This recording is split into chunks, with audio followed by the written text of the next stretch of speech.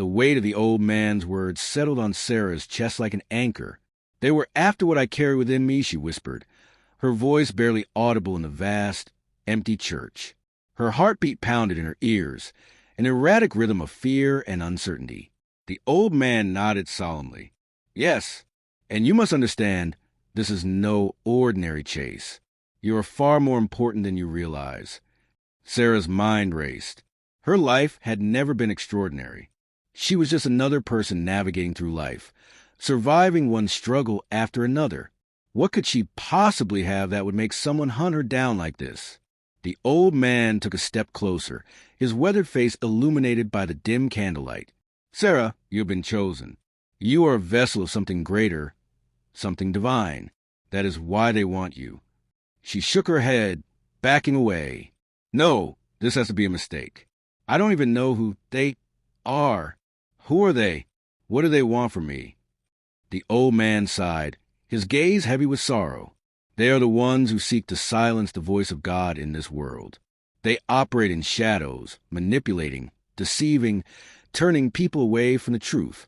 And you, my dear child, are a beacon of that truth." Sarah's chest tightened. "I don't understand." He gestured for her to sit on one of the old wooden pews, and though every nerve in her body screamed for her to keep running, she obeyed.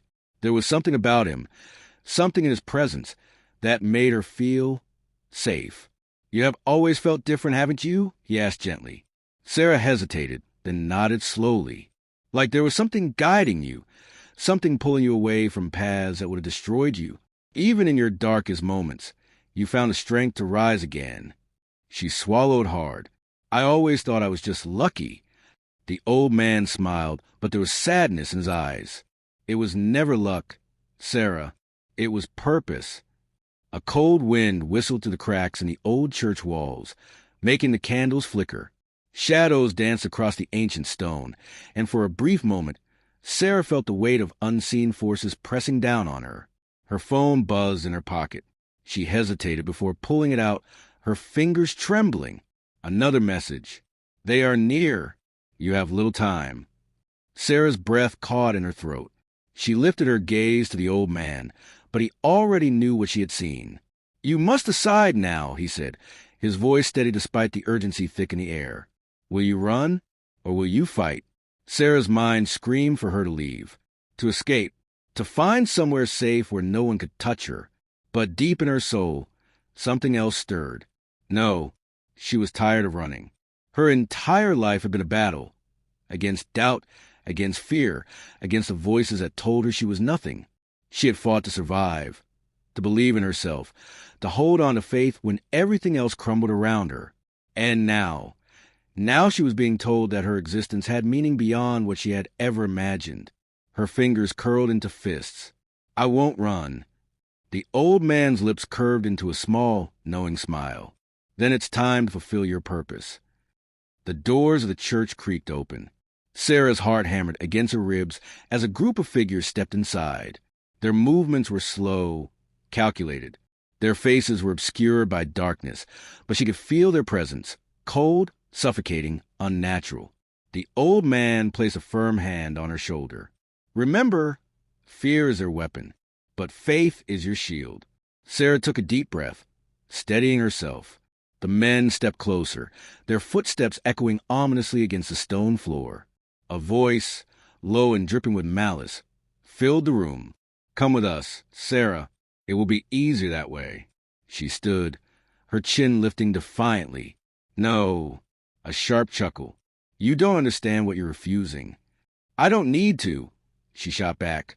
"I know who I am now." The air crackled with unseen energy.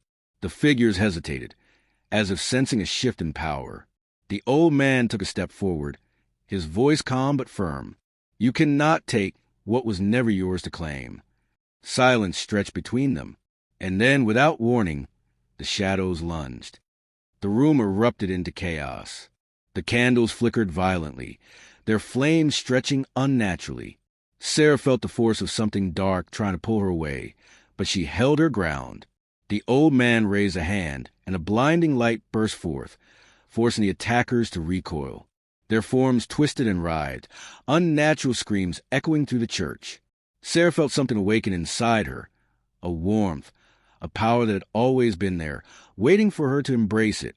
She focused on it, letting it spread through her veins like fire. The darkness clawed at her, but it could not touch her. She was no longer afraid. The figures let out one last, anguished shriek before they were engulfed in the light, dissolving into nothingness. The silence that followed was deafening. Sarah staggered back, gasping for breath. The old man steadied her, his eyes filled with pride. "It is done." She looked at him, realization dawning. Who are you?" He smiled. "A messenger, just like you." Sarah exhaled, the weight of everything settling on her shoulders. She had spent so long feeling lost, searching for meaning in a world that often felt cold and unforgiving. But now she knew. She had been chosen, and she would never run again. As she stepped out of the old church, the first rays of dawn broke over the horizon. The night had been long. The battle had been fierce. But the light had won, and so had she.